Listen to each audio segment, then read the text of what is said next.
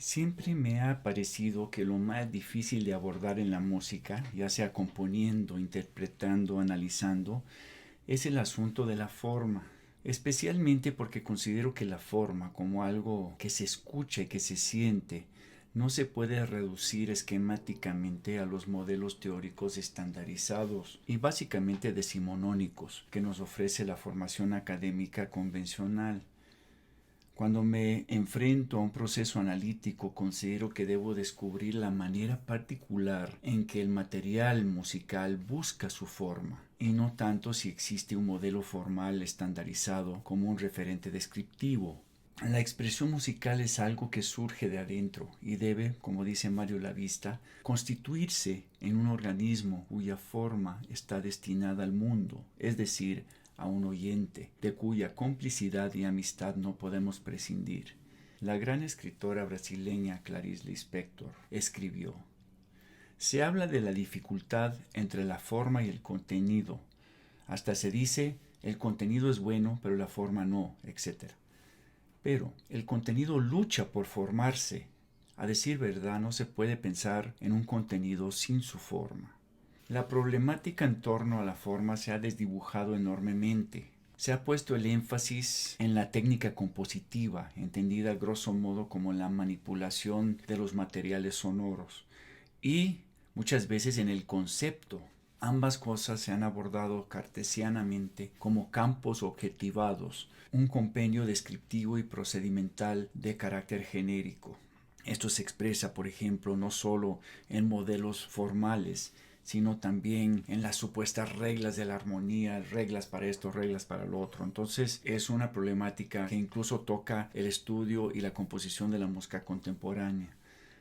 Pero nos olvidamos que la música se hace a partir de una relación dinámica de sonidos y silencios para escucharse, y que el conjunto de elementos que conforman la experiencia sonoro-musical son esencialmente indivisibles, especialmente en relación a esa supuesta dualidad entre forma y contenido. Por tanto, se nos olvida que la técnica la tiene que construir cada quien según sus necesidades expresivas y no como una aplicación mecánica de carácter procedimental.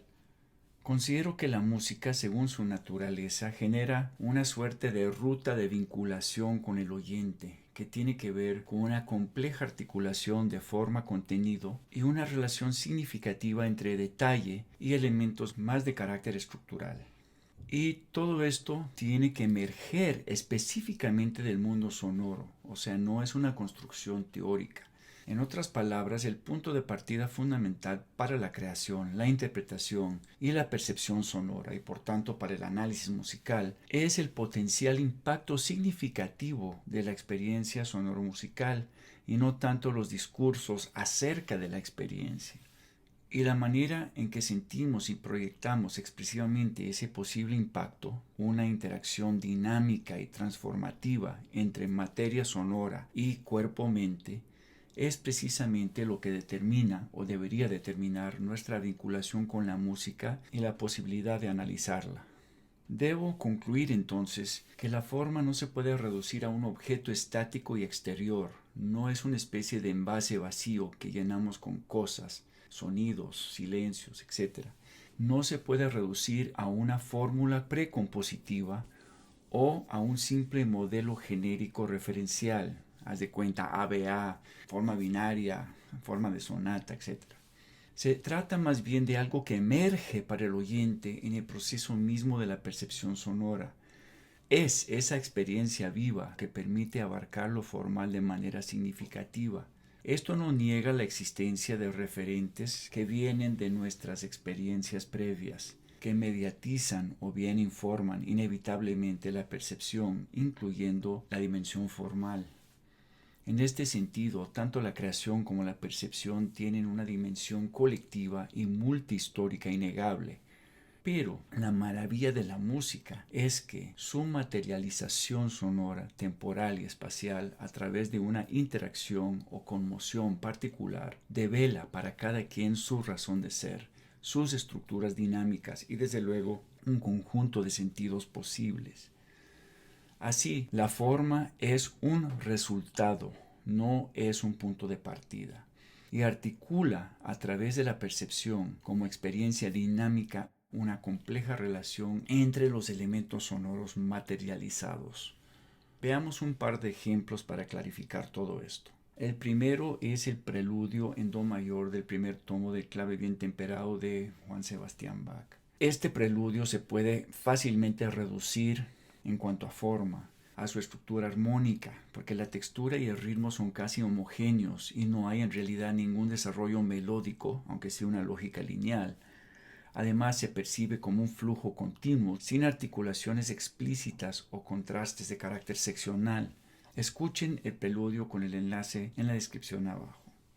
Entonces, lo que escuchamos es más o menos simple. Hay un movimiento de tónica a dominante en la primera parte de la pieza, movimiento que produce tensión armónica. Luego hay una prolongación de esa tensión o bien una postergación de su resolución, sustituyendo o relativizando movimientos determinantes hacia la tónica, sustituyendo estas por tonizaciones de la subdominante, que debilita la tónica al convertirla en una dominante secundaria, y estableciendo una literal prolongación de la función de dominante con un pedal de 8 compases. Así se deja la resolución definitiva a la tónica para el último compás. Ahora, es tan convencional todo esto que como análisis se podría aplicar a muchísimas piezas en el modo mayor sin grandes modificaciones. Pero al escuchar la pieza con cuidado nos damos cuenta que lo que confiere un dinamismo particular a esta estrategia tensional de carácter armónico es un proceso de movimiento tesitural descendente que produce simultáneamente una paulatina apertura en la sonoridad armónica, o sea, una resonancia cada vez más rica en armónicos. Esto se puede escuchar en las versiones para piano, pero también incluso en un instrumento menos resonante como el clavicémbalo. De hecho, los puntos más importantes de articulación a nivel de la funcionalidad armónica coinciden con el paulatino descenso do, sol, do, sol, do, de 2 octavas en el bajo, junto en la primera parte de la pieza con una transposición descendente exacta del arpegio inicial, como podrán ver de manera esquemática en este ejemplo. De este proceso tesitural que produce un cambio cualitativo en la sonoridad, articulado a la estrategia armónica, emerge la forma como fenómeno único, con su propia identidad expresiva. Otra realización, por ejemplo, manteniendo un rango tesitural uniforme a lo largo del preludio, lo que percibiríamos como forma sería un lugar común, o sea, no una forma, sino una fórmula.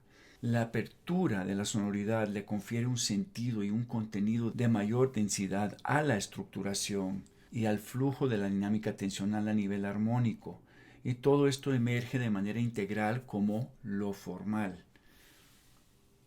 Veamos otro ejemplo, el Canon X de Conlon Nancarrow, un compositor norteamericano de principios del siglo XX que vivió gran parte de su vida más o menos exiliado en México por su participación como combatiente en la Brigada Lincoln en contra del fascismo en España durante la Guerra Civil Española.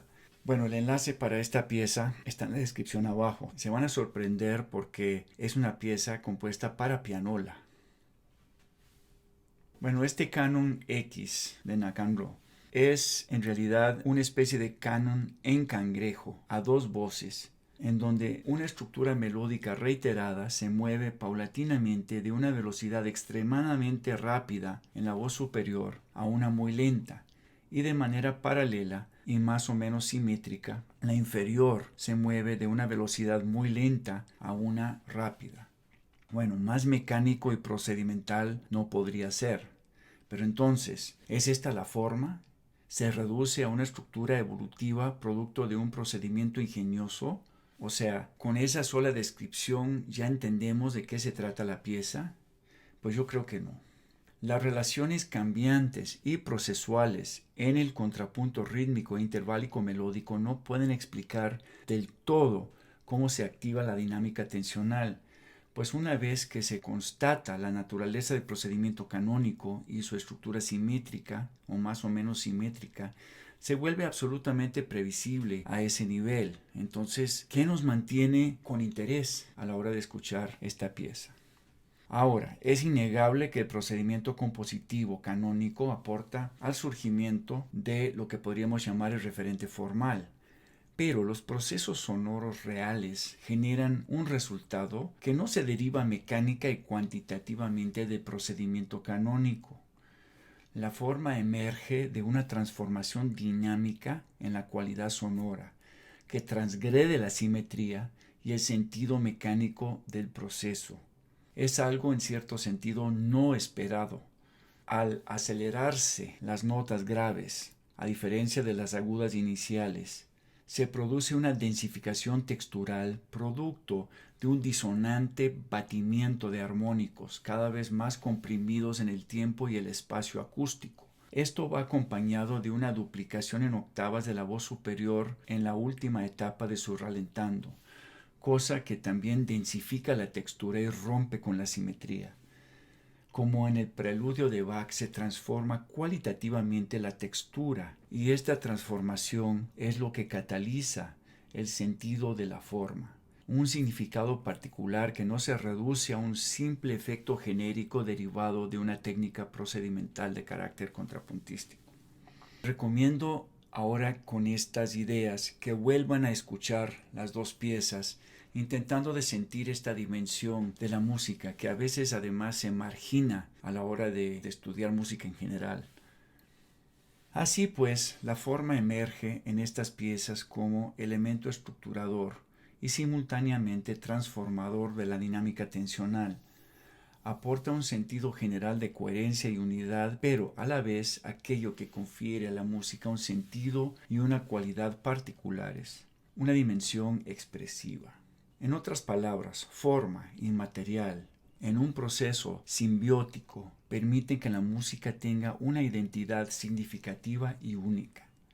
Por eso, la forma, insisto, no es un modelo estático, sino algo vivo. Y es esto lo que nos impacta, lo que nos mueve y lo que nos conmueve. Veamos algunos otros ejemplos para terminar de clarificar este punto. Voy a retomar la idea de simetría que vimos en el caso de la pieza de Nacarro. La simetría es teóricamente un recurso formal y sintáctico poderoso, pero la simetría, por su naturaleza, es un factor de equilibrio, de balance, de estabilidad relativa. Ninguna expresividad en el plano formal puede emerger como tal del equilibrio y el balance, porque son precisamente demasiado estables.